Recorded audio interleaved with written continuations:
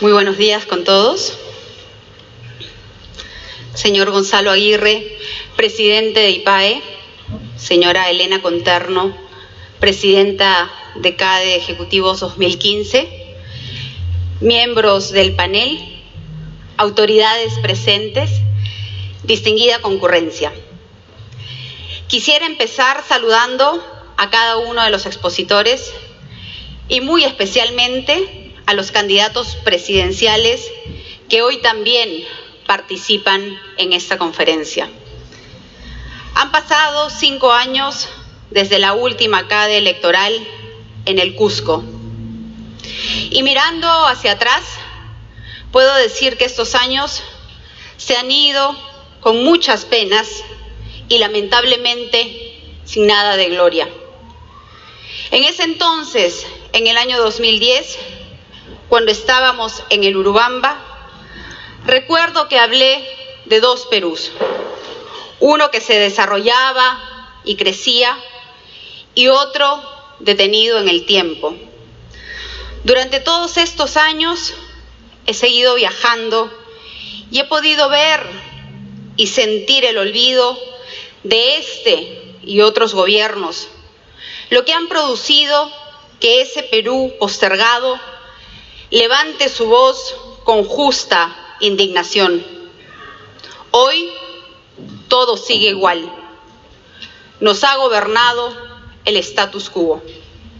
Por eso estoy aquí, en esta CADE empresarial, trayendo la voz de los pequeños mineros de Puno, de Patás y de Nazca, de los agricultores de Pampas de Majes en Arequipa y Sánchez Cerro allá en las alturas de Moquegua, de los cafetaleros de Jaén en Cajamarca y de Ciudad Constitución en la provincia de Oxapampa en Pasco, de los emprendedores de Gamarra y las Malvinas, pero sobre todo de nuestros hermanos de Curgos, provincia en Sánchez Carrión, región La Libertad, un distrito rodeado de oro, pero que el olvido lo ha convertido en el distrito más pobre del Perú. Cada uno de estos viajes es un capítulo distinto, un desafío, pero sobre todo es una lección de vida de aquellos hermanos nuestros que a pesar de su situación mantienen la esperanza y el sueño de un futuro distinto. Señores, hoy el Perú enfrenta una encrucijada. Tenemos que elegir entre 2 rutas. La primera es optar por quedarnos en piloto automático, continuar como en los últimos 15 años haciendo reformas muy tímidas y esperar que las buenas bases del modelo económico de la Constitución del 93 sigan rindiendo frutos. O podemos optar por una segunda ruta, que es reconocer que el país enfrenta problemas estructurales y de fondo, y que el modelo económico y social vigente ya no es suficiente. Fuerza Popular propone la segunda ruta. Emprenderemos nuevamente el camino de las reformas para lograr un Estado presente y eficiente y una sociedad equitativa y justa, donde todos los peruanos tengamos las mismas oportunidades para progresar. Estamos convencidos que esa es la ruta que el Perú necesita, demanda y espera. Traigo a CADE el encargo de mi partido de presentar algunas de nuestras propuestas. En esta exposición abordaré, por razones de tiempo, las relacionadas a la economía, a la seguridad ciudadana y a la falta de prosperidad para muchos peruanos. Construiremos una economía moderna, emprendedora y abierta, donde todos los peruanos puedan crecer y progresar. Impulsar el crecimiento en nuestro país requiere enfrentar los problemas económicos causados por las acciones de este gobierno actual y por la inacción de los gobiernos previos. Esto sumado a los factores económicos externos, como la desaceleración de la economía china, que ha generado una baja en los commodities y ha afectado seriamente nuestra economía. En los últimos 20 años, la economía del país creció anualmente a un promedio de más de 5%. Esta es la evidencia más clara de que la reforma económica que nos ha traído este crecimiento fue establecida por la Constitución de 1993. El año pasado, nuestra economía creció solo 2.4% y este año no esperaremos que vaya mejor. Las exportaciones han tenido una caída significativa después de venir creciendo 14% en promedio desde el año 2013. Enfrentar el deterioro de la economía requiere de una nueva visión del desarrollo económico del país. Fuerza Popular quiere proponerle al país una ambiciosa agenda de inversión pública para hacer del Perú un país conectado y competitivo, que apoye a los emprendedores y la formalidad. Un país que dé confianza y con paz social. Un país conectado y competitivo. Lamentablemente, en los años de bonanza, se perdió la oportunidad de desarrollar proyectos de infraestructura que eleven el potencial de crecimiento del país. Por ejemplo, la ejecución de proyectos que permitan la irrigación en valles con proyección para la exportación. Fernando, traeremos el agua que Ica viene esperando tantos años.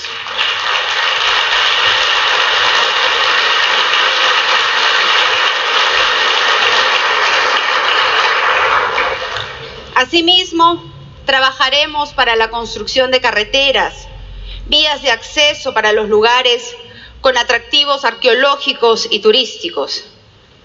Hoy tendríamos, si es que esto se hubiese hecho, una proyección agrícola exportable, un crecimiento en el turismo receptivo que hubiera compensado, aunque sea en parte, la caída de precio de los commodities.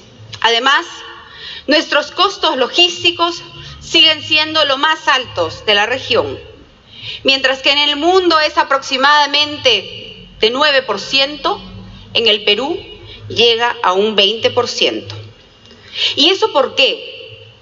Porque en la China y en Vietnam, allá por el año 2008, invertían alrededor del 10% de su PBI en infraestructura, mientras que en nuestro país, en el año 2012, invirtió tan solo 2%. El país necesita acelerar el crecimiento y el primer paso será conectarnos. Lideraremos el boom de la inversión pública, principalmente en infraestructura. En infraestructura productiva, impulsaremos un agresivo programa de concesiones y obras públicas para la construcción de grandes carreteras que necesita nuestro país, pero también de aquellas que aseguren la conexión al interior del territorio peruano. Invertiremos en el plazo más corto los recursos del Fondo de Reserva Fiscal, así como recurriremos al crédito externo en la medida que sea necesario, con el propósito de que todo el Perú tenga un potencial de crecimiento homogéneo. En infraestructura social realizaremos intervenciones en conjunto. Así, nuestro gobierno impulsará agresivamente la inversión en obras de infraestructura y de servicios básicos a favor de las poblaciones más necesitadas. Hace unas semanas atrás conversaba con representantes de 11 asociaciones de vivienda en Vista Alegre, Comas. Ellos viven ahí hace más de 10 años. Aún no tienen agua, saneamiento, ni títulos de propiedad, pero sí tienen luz. Sus condiciones de vida no han mejorado. Está demostrado que la asignación de servicios públicos aislados no impactan significativamente en el incremento de los ingresos de una familia pobre.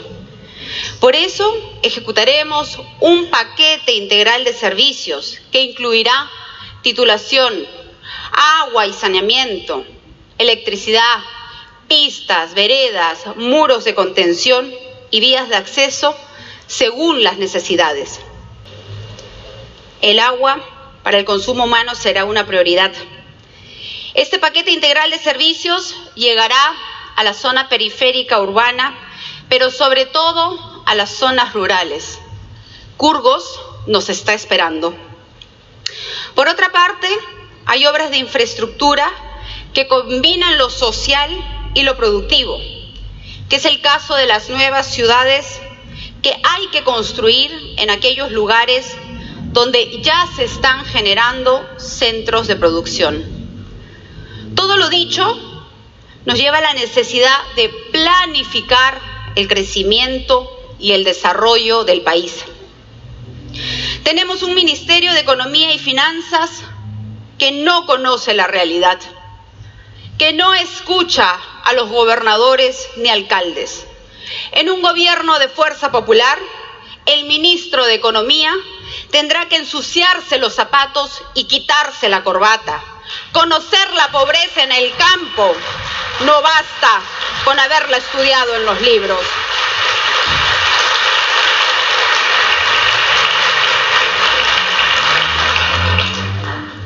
En ese sentido, consideramos también imprescindible replantear la naturaleza restrictiva del MEF. Y para ello, crearemos el Consejo Nacional de Planificación de Infraestructura y Servicios Públicos, CONAPIS. Este consejo integrará los sistemas de administración de planificación, descentralización, inversión y gestión pública. El consejero nacional participará en el Consejo de Ministros liderando el boom de inversión pública. Un país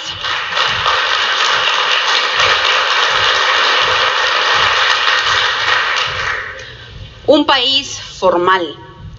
Tenemos que cambiar el chip de combatir la informalidad a construir formalidad. El Estado debe generar confianza, no solo para los inversionistas grandes y extranjeros, sino principalmente para ese pequeño empresario, para el emprendedor, para el pescador artesanal, para ese pequeño productor agrario, que han generado su propia fuente de ingresos gracias a su esfuerzo y a su trabajo. ¿Qué propone Fuerza Popular para ellos? Proponemos dinamizar los regímenes especiales. Eliminaremos ese absurdo requisito de no vender más de 30.000 soles al mes que hoy se exige para acogernos al RUS. Estableceremos una sola cuota anual, de manera tal que los productores agrarios que reciben ingresos por campaña o los pescadores artesanales que pescan por temporadas puedan acceder realmente a estos beneficios. Para las pequeñas y microempresas que trabajan en espacios públicos, crearemos un régimen especial de formalización que necesariamente implique el otorgamiento de licencias y autorizaciones hasta por 5 años. Esto en coordinación con los planes de desarrollo económico de los gobiernos locales y municipales. Estas licencias les darán las garantías para su inversión, para acceder a créditos, a los servicios de salud e incluso a programas de vivienda. Nuestros amigos golosineros, los canillitas, los emolienteros y todos los emprendedores que venden en espacios públicos estarán incluidos en este proyecto Perú. Crearemos un régimen de tributación cero durante los 2 primeros años de desarrollo para las nuevas MIPES. Luego se aplicará una tarifa de tributación progresiva. Esto ayudará a las micro y pequeñas empresas, sobre todo cuando más lo necesitan, es decir, cuando están naciendo y consolidándose. Implementaremos un IGB justo para las MIPES, dándoles periodos de gracia progresivos de 2 o 3 atrasos en cada ejercicio anual. Más aún, rebajaremos para ellas las tasas de interés moratorio de 1.2% al 0.5% mensual. Crearemos la Defensoría de las MIPES ante los abusos que puedan cometer algunos funcionarios o servidores de la SUNAT, Ministerio de Trabajo y o municipios. Asimismo, se aplicará el silencio administrativo positivo para aliviar la tramitología de las MIPES.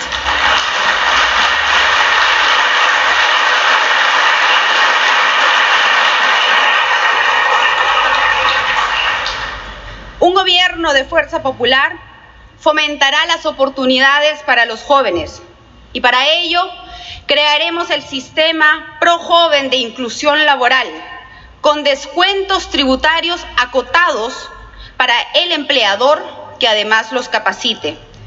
Un Estado que aplica una tributación con equidad y de manera progresiva ayuda a los nuevos emprendimientos, que estos se unan a la formalidad. Un país con paz social.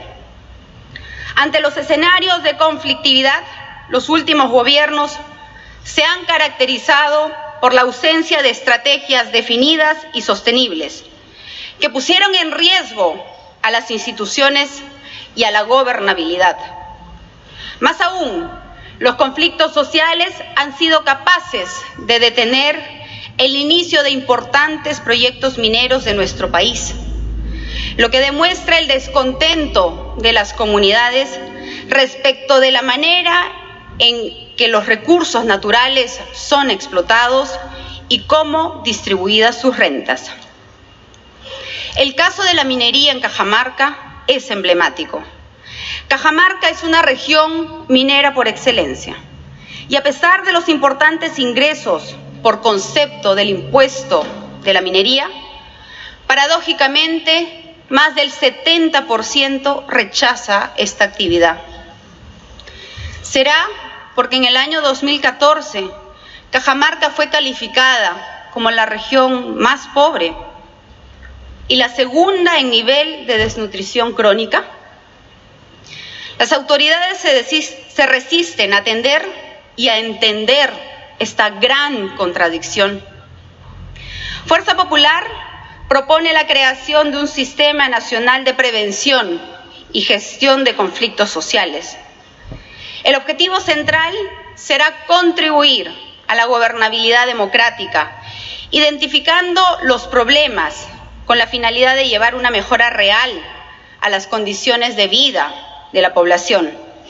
Es necesario rescatar la relación entre el ciudadano y el Estado a través de la confianza y el diálogo directo, como mecanismos para transformar el conflicto en una oportunidad de desarrollo. Somos también un país agrario y trabajaré por la sana convivencia de las actividades extractivas con la agricultura. Creo en un Estado que sea un árbitro justo, un verdadero mediador entre la empresa y la comunidad. Seguridad ciudadana, un país que da confianza, un Perú seguro y sin miedo. El Barómetro de las Américas sitúa al Perú como el país con la victimización más alta en América, con un 36%. Y esto no es una percepción. Solo en Lima se han identificado 121 zonas de gran incidencia delictiva en los 32 distritos con más vulnerabilidades, siendo el Cercado de Lima el distrito de mayor incidencia, seguido por Santa Anita, que es el distrito con menor resguardo, un policía para 2.900 habitantes. Sin embargo, la deficiente seguridad ciudadana va más allá del número de efectivos policiales. Y es que la falta de infraestructura, vehículos, equipamientos, entre otras carencias, impiden que la policía realice sus funciones a cabalidad. Por ejemplo, según el tercer Censo Nacional de Comisarías del año 2014, existen 1.459 comisarías. De ellas, el 51% no tiene acceso a RENIEC, el 34% a requisitorias policiales y el 92% a procesos judiciales. Por otro lado, es importante anotar el factor político. Este gobierno pasó al retiro a 29 generales y el número 30 del escalafón lo designó director general. Desaparecieron 3 promociones de alto mando y con ellos se fue también la experiencia y la memoria del comando institucional. Así se desestabilizó a la Policía Nacional y con ello a la seguridad del país. Es función de la Policía Nacional garantizar, mantener y restablecer el orden interno. Pero nada de esto se puede lograr si no se le dota de la infraestructura e implementación adecuada. Si no se realizan los ajustes al marco jurídico que necesita para actuar contra la delincuencia y el crimen organizado. Y lo más importante, si se le distrae del objetivo principal con las tareas que pueden ser cubiertas por otros especialistas. En ese sentido, Fuerza Popular propone implementar, construir y optimizar la seguridad.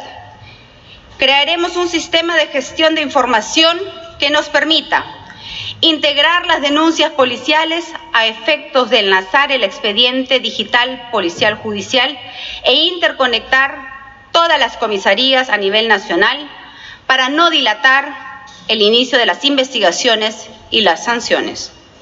Construyendo seguridad. La mejor y más eficiente fórmula para combatir la delincuencia es la prevención.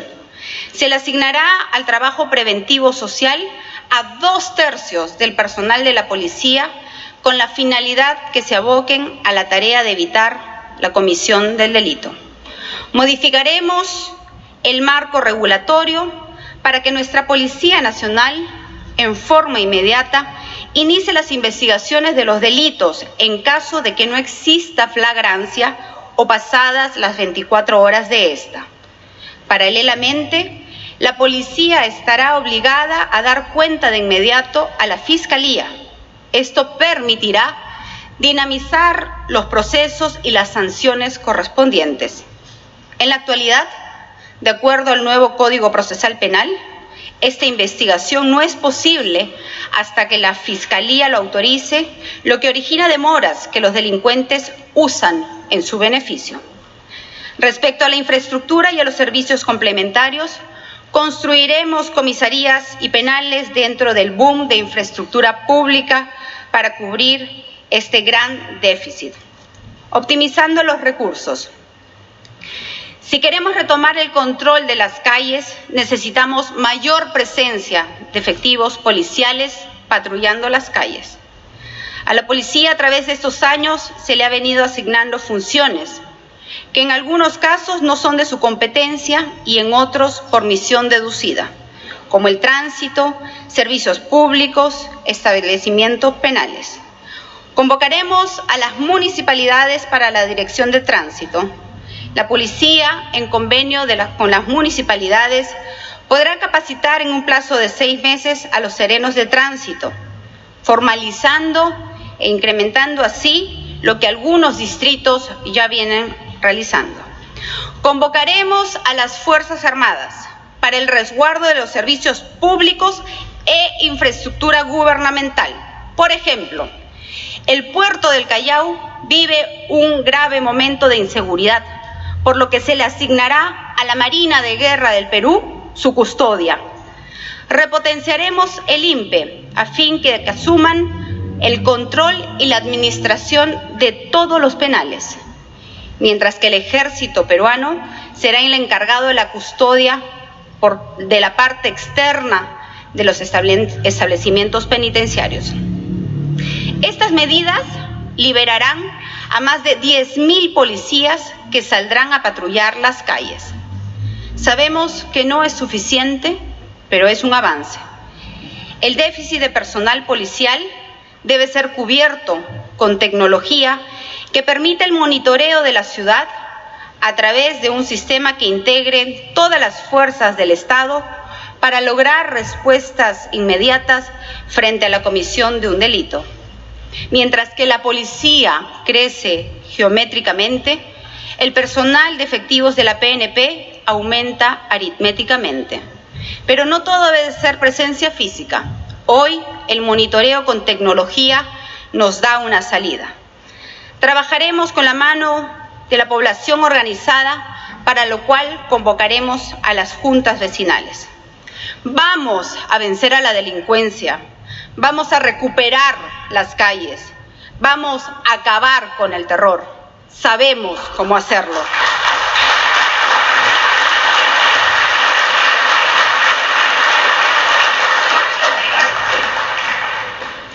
Queda claro que hoy se necesita un Estado que proteja a sus ciudadanos, un Estado proactivo y muy firme.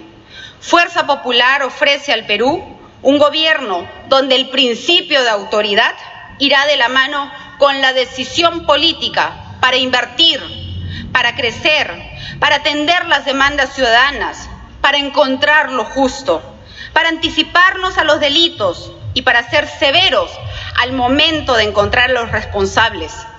No dejaré que se frustren los sueños de nuestros compatriotas que con esfuerzo apuestan por nuestro Perú. Somos un país de emprendedores que la historia ha demostrado que con esfuerzo, ingenio y creatividad, juntos podemos vencer la adversidad. Muchas gracias.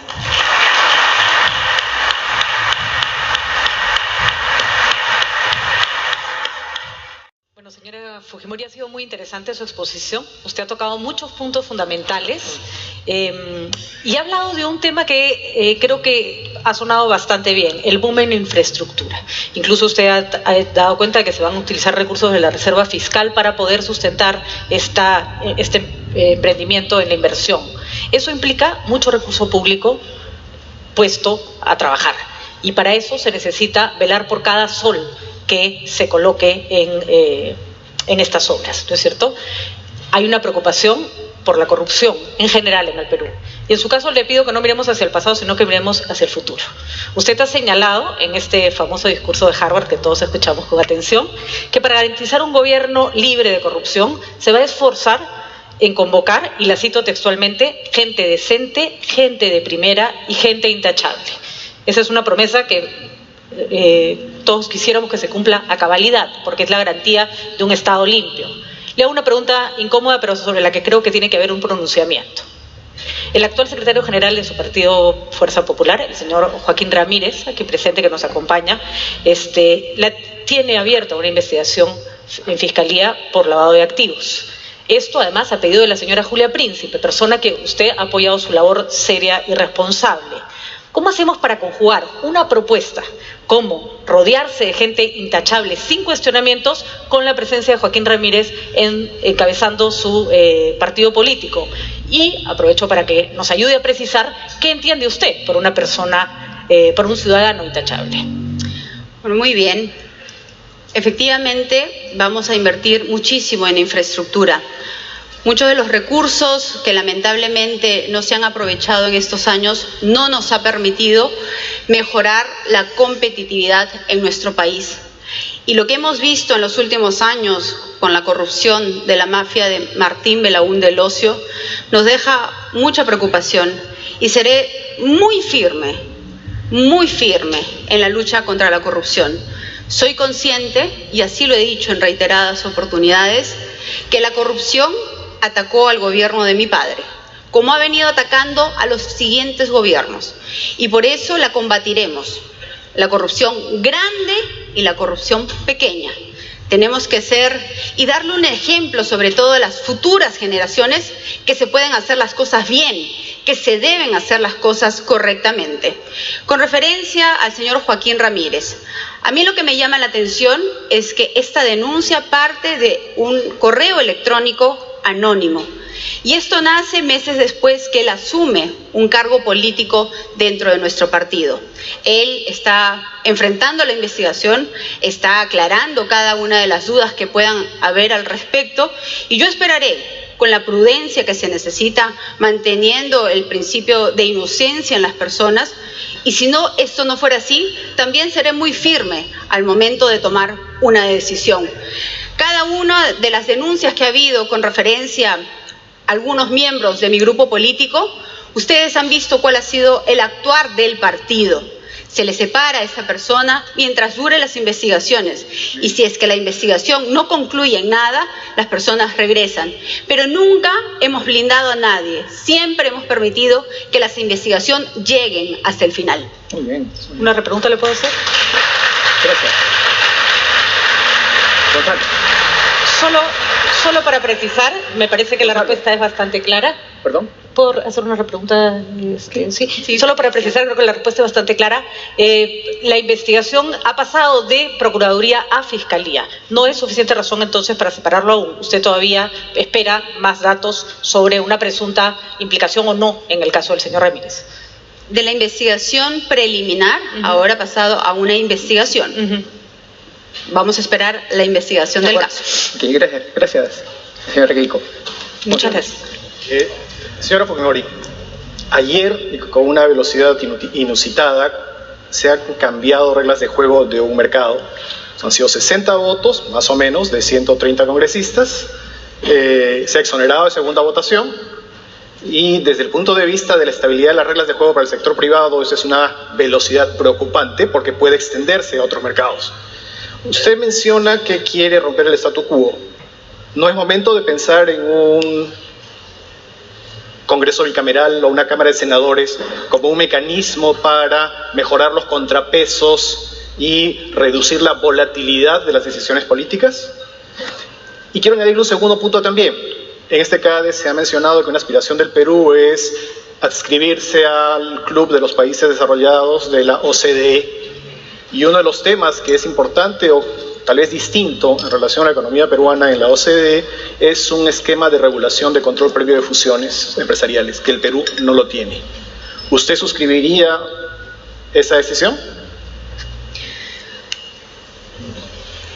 Bueno, acá está el presidente del Congreso, me parece haberlo visto. Con referencia a las votaciones que a veces ocurren en el Congreso de la República, el sistema unicameral tiene varios filtros y espacios de reflexión. Un congresista puede presentar un proyecto de ley y tiene que pasar por el filtro de la bancada. Luego tiene que pasar al portal y tiene que quedarse en el portal 7 días. Luego pasa a la comisión especializada donde ocurre un debate. Pasa al consejo directivo, luego existe la primera votación y debería haber el espacio de una semana para la segunda votación. Lamentablemente en estos años se han generado también mecanismos para sacarle la vuelta a estos periodos de reflexión. En el caso de Fuerza Popular, hemos tratado siempre de respetar estos espacios y creo que es fundamental, no solamente en el proyecto de ley que se ha dado, sino en todos los proyectos, tratar de hacer respetar esos espacios para poder recibir de otras instituciones, de los afectados, sus inquietudes y poder mejorar cada uno de los proyectos de ley.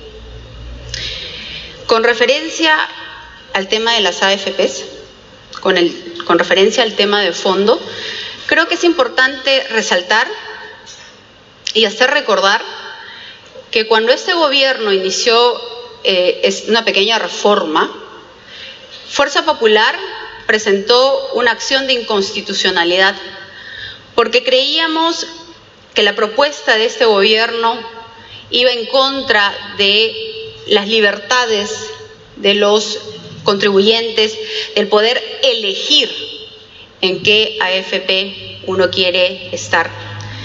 Lamentablemente no hubo eco y el Tribunal Constitucional nos dijo que no. Nosotros, desde Fuerza Popular, creemos que se tienen que haber medidas que flexibilicen y que empoderen a los aportantes. Pero también creemos que este no es el momento más adecuado. Quizás debemos esperar que pase el fragor de la campaña para iniciar un debate de fondo. Y con referencia a la OCDE, sí, yo creo que el Perú debería apuntar a ser miembro activo de la OCDE. Creo que todavía nos faltan muchos pasos por seguir, pero estaremos atentos a cada uno de los requisitos para hacer que el Perú sea miembro de este organismo, que lo que hace es cooperar con información para nuestro país. Muy bien, muchas gracias. Pablo. Vale. Sí, señora Fujimori, por lo que usted ha compartido con la audiencia, uno de los ejes fundamentales de su programa de gobierno sería el shock de inversión pública.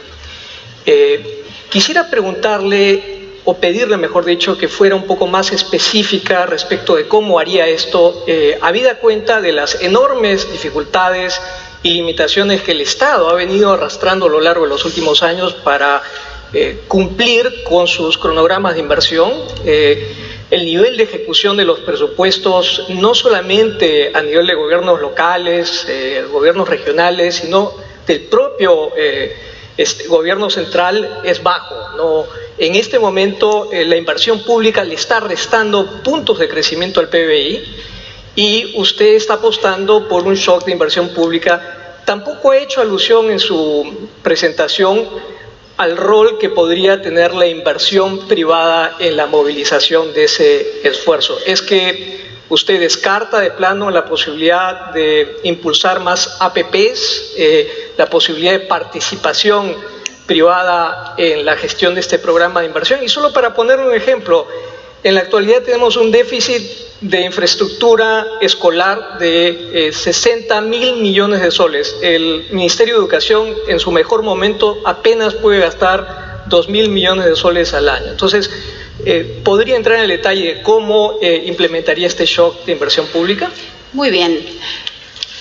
Yo creo que el motor del crecimiento se da por la inversión privada, de la que responde el 80%, y luego por la inversión pública, que le corresponde un 20%.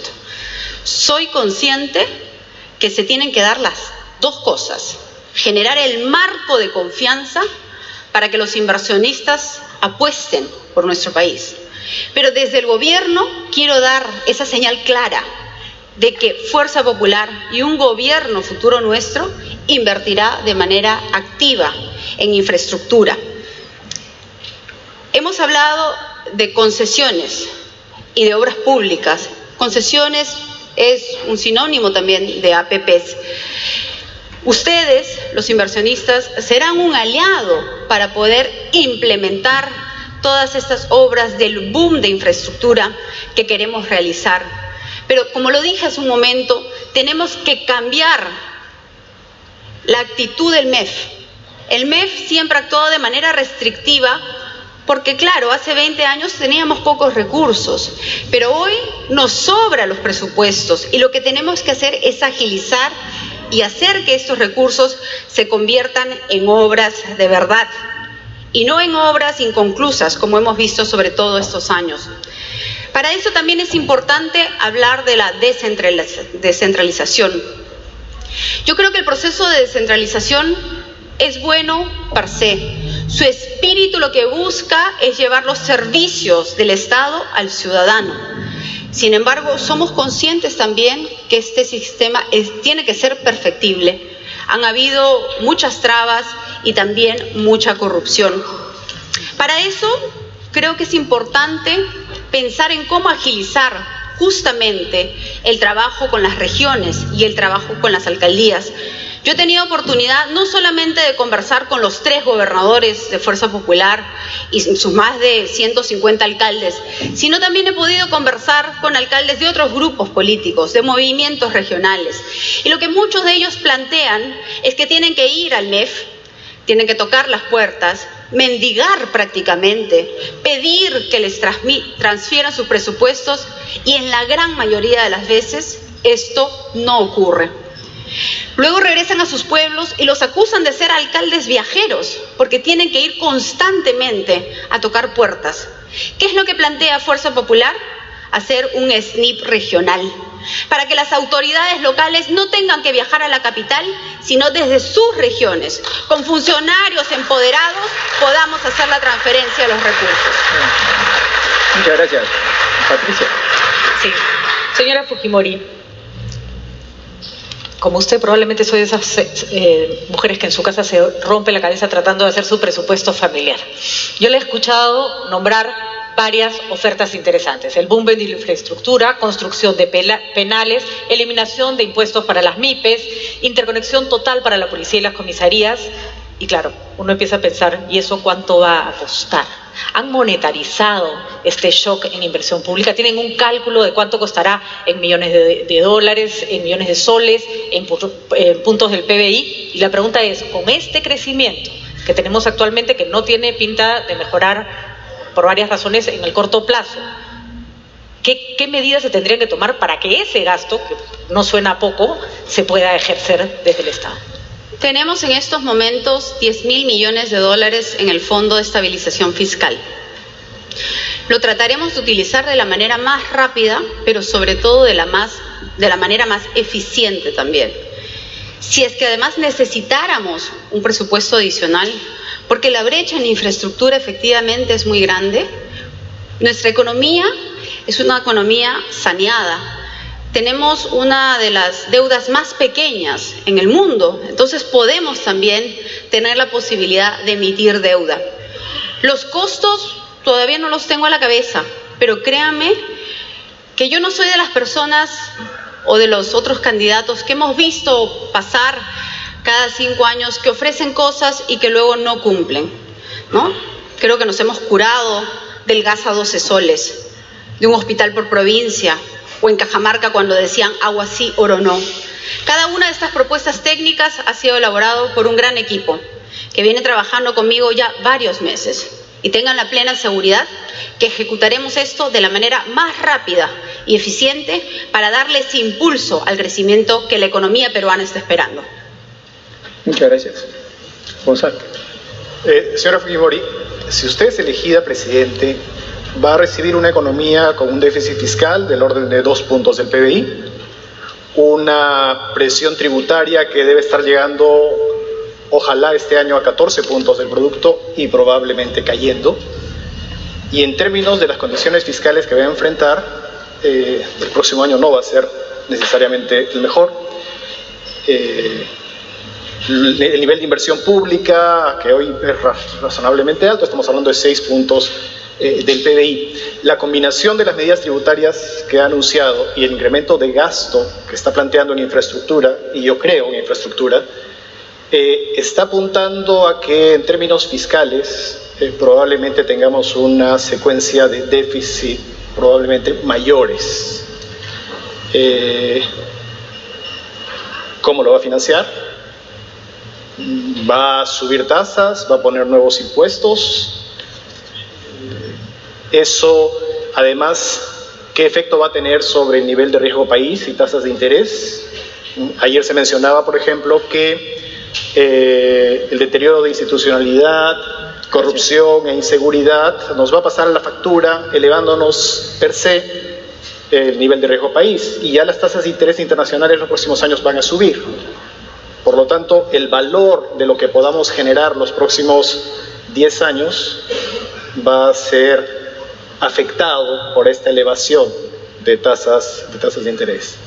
Y si además enfrentamos un entorno de crecimiento internacional complicado, puede ser que estas mejoras de bienestar que se han alcanzado se compliquen, que sea difícil aumentar el nivel de empleo y continuar reduciendo la pobreza.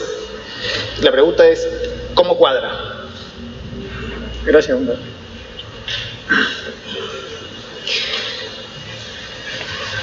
En momentos de emergencia se tienen que tomar decisiones drásticas. Yo recuerdo en el año 2009, cuando hubo la crisis financiera internacional, se trajo al exministro Carranza, fue al Congreso y pidió la aprobación de una norma que permita que el Perú pase de tener 1% de déficit a 3%. Creo que en estos momentos estamos viviendo una situación similar, pero también tengo el convencimiento que la economía de nuestro país, que hoy es sana, permite tomar una medida de excepción de esta naturaleza. Lo he conversado con muchos economistas y todos coinciden que tenemos que tomar esta decisión. Tenemos los recursos en el Fondo de Estabilización Fiscal. No tenemos en estos momentos que emitir una deuda, pero si tuviéramos que hacer, tenga la plena seguridad que a mí no me temblará la mano de tomar una decisión de esta naturaleza.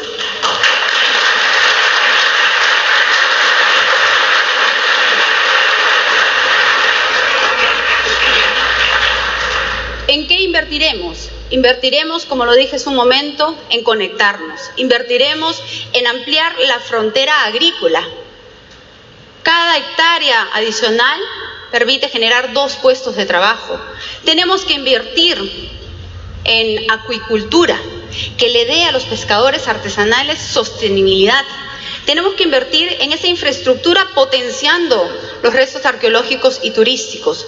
Todo esto va a permitir que nuestro país tenga un potencial de crecimiento mucho mayor al que tenemos. Muchas gracias. Pablo.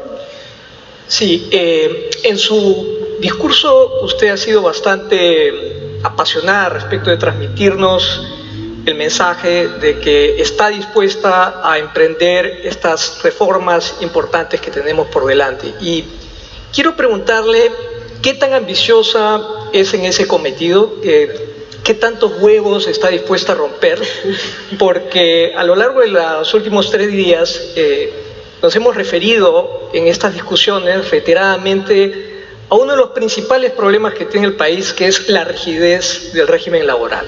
Yo quiero preguntarle si usted está dispuesta a implementar el tipo de cambios que necesitamos para dejar de ser uno de los países con un régimen laboral más rígido del mundo. ¿Está dispuesta a hacerlo?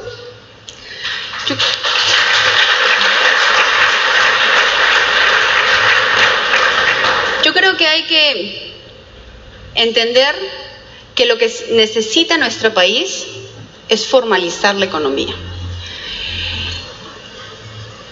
Y cuando viajo por nuestro país y veo lo que han hecho con los pequeños mineros artesanales, me pregunto cómo los sectores informales pueden confiar en el Estado cuando les ofrecieron a través de una norma formalizarse.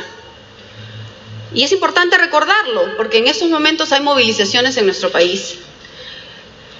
Se ofreció la formalización, pasaron 2 años, 400.000 pequeños mineros apostaron y dijeron queremos la formalización.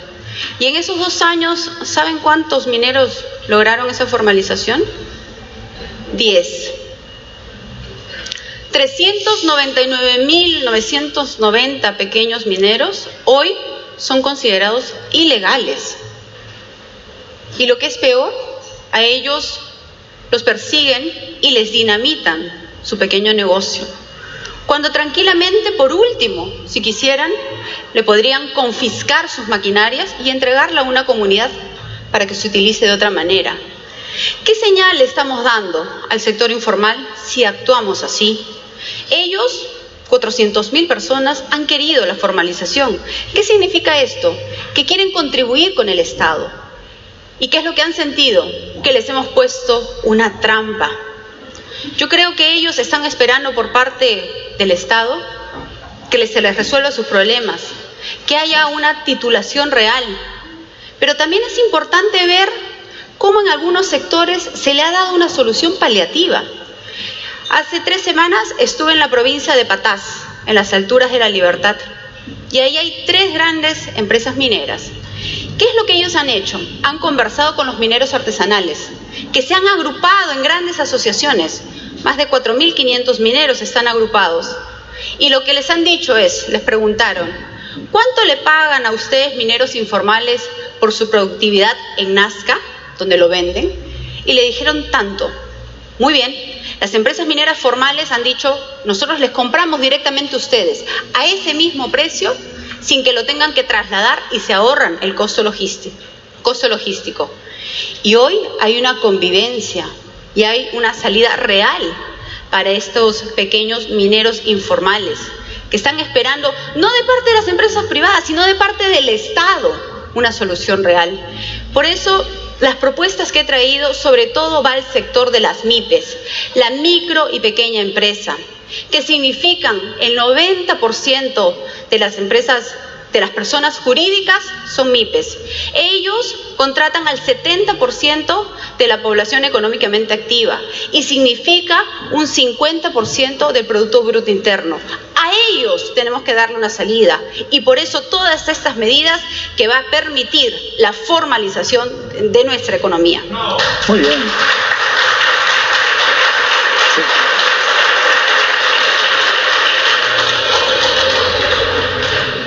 Tengo una pregunta del público que dice, ¿cuál es su plan para mejorar la carrera pública y generar institucionalidad? Foco en Poder Judicial, Educación y Policía Nacional.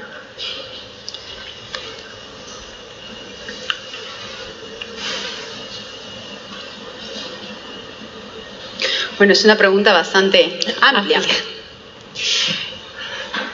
Empecemos por la reforma magisterial.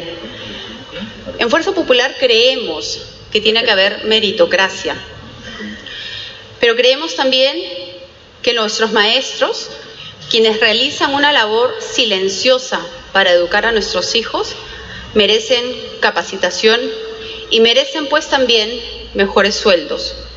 Esta meritocracia tiene que ampliarse a todos los sectores del Estado. Y lo que debemos hacer es eso, empezar a pensar de qué manera la ley Servir, que solamente se aplica y beneficia a unos cuantos, podemos aplicar estos criterios de meritocracia a nivel nacional. Con referencia a la Policía Nacional, tan maltratada en los últimos años y por este gobierno. Las Fuerzas Armadas. Yo, hace pocas semanas en la Universidad de Harvard, he hablado de la necesidad de que nuestro país se reconcilie. He hablado de la importancia que ha tenido la Comisión de la Verdad con referencia al diagnóstico que ha hecho. Sin embargo, también he resaltado que no se les escuchó a los miembros de las Fuerzas Armadas, que no se tomaron en cuenta sus opiniones. Hoy nuestro país tiene una deuda pendiente con las personas discapacitadas, con los retirados, con las viudas, con los huérfanos de la Policía Nacional y de las Fuerzas Armadas. Yo me comprometo a tratar de honrar la valentía, el esfuerzo, el trabajo, el sacrificio que todos ellos han hecho para que hoy nuestro país viva en paz. Muchas gracias. Sí. Otra pregunta, ¿qué hará su gobierno con el tema de las drogas? ¿Qué hará su gobierno con el tema de las drogas? El narcotráfico es uno de los principales problemas en nuestro país. Nos da vergüenza que hoy seamos el primer exportador de cocaína en el mundo. Pero tenemos que entender que este problema, sobre todo en las zonas cocaleras, es un problema social. En el año 90 habían 120.000 hectáreas de hoja de coca. Y con un programa de cultivos alternativos y con presencia del Estado, se logró reducir estas hectáreas de 120.000 a 30.000. En los últimos años, sobre todo en el gobierno del señor Toledo y del presidente García, estas hectáreas han ido aumentando y nuevamente llegaron a 65.000 hectáreas. Es cierto que el presidente Humala ha tenido una actitud de enfrentar este problema y ha reducido los cultivos. Pero cuando yo digo que este es un problema social, lo que tenemos que entender es que ese hermano agricultor que siembra hoja de coca no necesariamente lo quiere hacer, pero no tiene otra alternativa. Miremos el modelo, el resultado exitoso que ocurrió en la región de San Martín. Hoy San Martín no tiene sembríos de hoja de coca, hoy tiene cacao, café y palma aceitera. ¿Cómo se pudo lograr este recambio, estos cultivos alternativos? Estando en la zona, llevándole las herramientas, la tecnología, pero sobre todo ayudándoles a sacar sus productos, con la logística, con la construcción de carreteras. Entonces, si queremos enfrentar este problema, y lo vamos a hacer, tenemos que ser conscientes que lo que tenemos que generar en las zonas cocaleras son oportunidades de desarrollo para la generación de cultivos alternativos y ayudarlos a encontrar esos mercados que ellos están necesitando. Lo que ellos necesitan es presencia del Estado, de un Estado fuerte, de un Estado eficiente, de un Estado amigo que se preocupe por ellos y que no, como lo hemos visto en todos estos años, marque solamente y se vea un Estado indiferente. Gracias.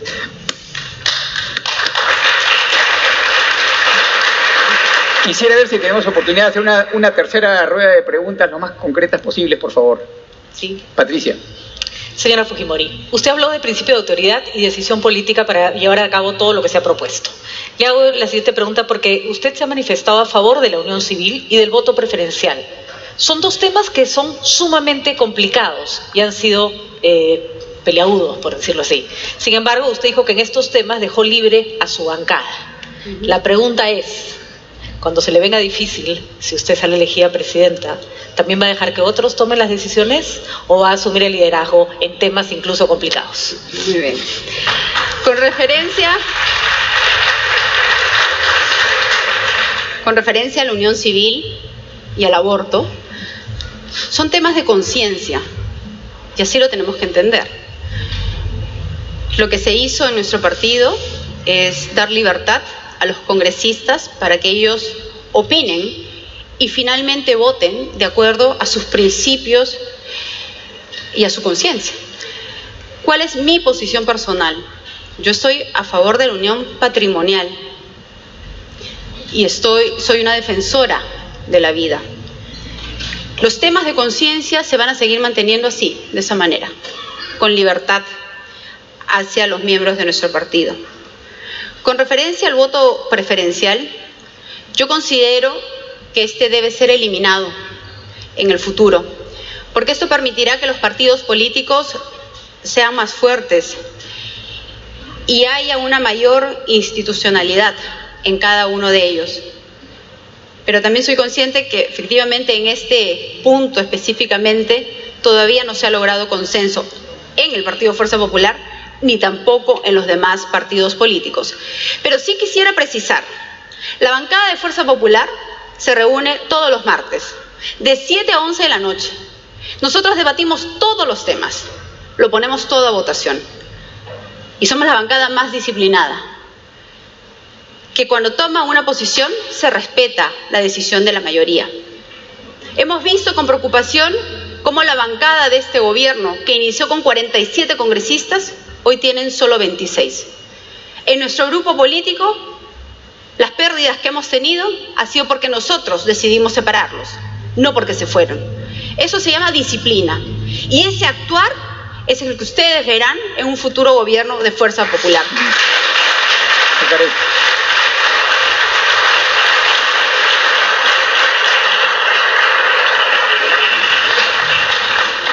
Señora Fujimori, como parte de esa disciplina que ha mencionado usted, su bancada apoyó el retorno de Petroperú a la explotación de hidrocarburos.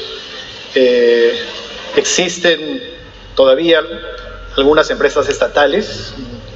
Creo que interesa saber qué piensa hacer con esas empresas estatales. Algunas de ellas están en agua, saneamiento y electricidad, sobre todo en provincias, que es tal vez donde los mayores déficits de cobertura existen. Quisiéramos saber cuál es su propuesta. Bueno, primero quizás podemos tocar el lote 192, que es una propuesta que ha causado un poquito de inquietud, pero quisiera explicar el tema de fondo. Recuerdo la CADE Urubamba, y ahí, desde ese entonces, yo también ya hablaba de la importancia de mantener el lote 88 primero para el consumo nacional. En segundo lugar, cuando ocurrió la votación sobre la inversión y modernización de la planta de Talara, Fuerza Popular votó a favor. Cuando esto se ha debatido en la Comisión de Energía y Minas y luego en el Pleno del Congreso, siendo consecuentes y consistentes con nuestro punto de vista, también votamos a favor. ¿Qué dice el artículo 60 de nuestra Constitución? Dice que el Estado puede actuar subsidiariamente de las actividades empresariales, directa o indirecta, cuando hay un interés público o de manifiesta conveniencia nacional, previa presentación de un proyecto de ley en el Congreso de la República. Yo creo que si ya hemos invertido en Talara, es importante para nuestro país que haya una integración vertical. Y por eso era importante que el lote 192 pueda ser administrado desde el Estado. Aspiro a que Petroperú se convierta en un Ecopetrol, donde haya eficiencia, donde se tomen decisiones y generen estas utilidades para nuestro país. Hablé de la posibilidad de Petroperú que actúe de manera sola o acompañada. Y creo además que a Petroperú se le puede entregar el contrato de concesión y a Pacific se le podría entregar el contrato de servicios. De esta manera no implicaría romper con un contrato ley que tiene nuestro país. Con referencia a las EPS, es cierto, las EPS en algunos casos son, digamos, instituciones en donde algunos alcaldes lo utilizan de manera política. Lo que tenemos que hacer es estandarizar las cosas, tenemos que ponerles metas claras y tiene que haber un trabajo mucho más fuerte por parte de la Contraloría. Hemos visto tantos actos de corrupción y a mí me hubiese gustado que estos actos de corrupción sean señalados y denunciados por la Contraloría y no por los medios de prensa. Entonces se hará una evaluación donde se priorice sobre todo que los servicios lleguen a los ciudadanos. Gracias. Pablo. Sí, en los últimos tiempos ha especulado mucho respecto de esta estrategia que usted estaría siguiendo de moverse hacia el centro para captar un voto descontento con la oferta actual de candidatos, esta movida hacia la centroizquierda. Y hay quienes ven como la prueba ácida de ese cambio, cómo va a armar usted su lista parlamentaria. No le voy a preguntar cuáles son los nombres de esa lista, puede ser un poco prematuro, pero sí quisiera pedirle que nos diga quiénes son los miembros de su equipo económico. Creo que es relevante para todos los que están aquí conocer quiénes la están asesorando en temas económicos, y de ganar las elecciones, ¿quién sería su ministro de Economía? O, si nos quiere sorprender aún más, ¿quién sería su ministra de Economía?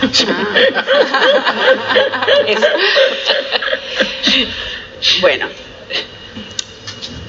Fuerza Popular cree firmemente en la renovación, en la apertura. Creo que ha sido un error en el pasado crear un partido para cada elección. Eso se acabó. Y por eso estoy trabajando para hacer un partido que perdure en el tiempo, que vaya más allá de un nombre o de un apellido, donde se incluyan a los jóvenes, donde sean bienvenidos los independientes, donde se trabajen propuestas técnicas. La bancada de Fuerza Popular, que hoy está trabajando, a ellos yo les expreso mi gratitud por este trabajo disciplinado que ellos vienen haciendo. El fujimorismo tiene 25 años de vida, Fuerza Popular 5 años de vida institucional. A las personas a los líderes que vienen ayudándonos desde hace más de 25 años, les digo gracias. Pero gracias también por compartir esta visión que yo tengo de renovar nuestro partido, de empoderar a los jóvenes. Y esa es la visión con la que se trabajará también la futura lista al Congreso en el año 2016. Con referencia a los equipos técnicos, en su momento haremos el anuncio de los nombres. Sin embargo, creo que es un poco prematuro, Pablo, hablar de futuros ministros. Estamos recién iniciando la campaña y tengo que ganar las elecciones. Ese es mi primer objetivo. Y luego sí podremos aventurarnos a escoger personas competentes, técnicas, honestas, intachables. Pero vuelvo a repetir, ¿cuál es el perfil que debe tener un futuro ministro de Economía? Tiene que ser un ministro que recorra, que camine, que conozca la realidad, que viva y que sienta lo que viven los pueblos abandonados, que sienta la pobreza, y no un ministro solamente de escritorio que se queda cómodamente en su oficina. Eso tenemos que cambiar, y tenemos que cambiar esa actitud en todos los funcionarios públicos de nuestro país. Muchas gracias. El país no podrá tomar la ruta de las reformas si el Estado no experimenta una transformación que garantice instituciones eficientes, eficaces, transparentes y que respondan y rindan cuentas a los ciudadanos. Pondremos en práctica las reformas necesarias para que todos los peruanos tengan igualdad de oportunidades para prosperar. Nuestro país da para más. A nuestro país le toca ingresar al sendero del desarrollo y la modernidad, pero de verdad. Y nada de eso se podrá lograr si se sigue creyendo que se puede gobernar desde Lima, si se piensa que el progreso se tiene que dar primero en las grandes capitales y esperar que por gravedad o por inercia lleguen a las demás provincias, distritos y centros poblados del Perú profundo y alejado. La indiferencia y la incapacidad han sido los principales enemigos del progreso. Fuerza Popular propone al país una nueva forma de gobernar que traerá consigo una nueva relación entre gobernantes y ciudadanos. Es decir, concebimos un Estado que asuma el rol compensatorio, que esté ahí presente donde sea necesario, un Estado promotor del conocimiento, moderno, renovado y justo, que se logrará sobre la base de un gobierno abierto, equitativo, técnico, planificador y con sentido de urgencia. Fuerza Popular promoverá el desarrollo con inversiones que respeten al ser humano, sus derechos laborales y el medio ambiente. Una propuesta de desarrollo que lleva implícito el principio de autoridad y la decisión política, y que no le temblará la mano para enfrentar la delincuencia y la corrupción. Hoy me dirijo una vez más a aquellos peruanos prósperos y emergentes que nacieron de la Constitución de 1993 para decirles que Fuerza Popular reconoce que ustedes son los verdaderos motores del cambio social, que Fuerza Popular construirá ese Estado amigo que necesitan para seguir progresando. Hoy también me dirijo a ese otro Perú, olvidado por los últimos gobiernos, para decirles que nosotros apostaremos por el diálogo sincero, para resolver los problemas de fondo, que reconocemos su experiencia y la respetamos, que no permitiremos tanta desigualdad. Me dirijo a todos los peruanos para decirles que nosotros soñamos como ustedes con un país más justo, donde el esfuerzo diario rinda frutos que se reflejen en la prosperidad de sus familias, con mejores ingresos, con más empleo. Nuestro país tiene más recursos que hace 25 años, solo necesita gestión, saber administrarlos.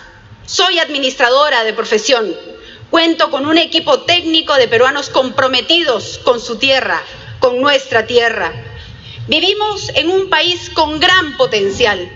Vengo recorriendo el país desde Aguas Verdes en Tumbes hasta La Yarada en Tacna, desde Pisco aquí en Ica hasta Purús en Ucayali. Tengo la más profunda convicción de que sí se puede hacer el cambio que la mayoría de peruanos reclaman. Eso solo será posible si construimos una sociedad estable, con instituciones que garanticen la igualdad ante la ley y los controles entre los poderes del Estado. Esta CADE marca el inicio de esta larga ruta de la campaña electoral que pronto va a empezar. El nuestro es un proyecto político que sabe mirar la historia y la suya propia. Tenemos claros los capítulos que se deben de dejar de lado, cuáles repetir y también mejorar más allá de quién ha sido el autor. De nuestra parte no encontrarán mezquindad política. Somos conscientes que todavía hay un largo camino por recorrer y heridas por cerrar para poder comenzar a mirar hacia adelante. Nosotros apostaremos por la reconciliación de nuestro país. Apostamos por ese futuro próspero que merecen nuestros hijos. Somos un gran equipo. Podemos llegar mucho más lejos. Ese es el reto, el compromiso y la obligación de Fuerza Popular con nuestro país. Muchas gracias.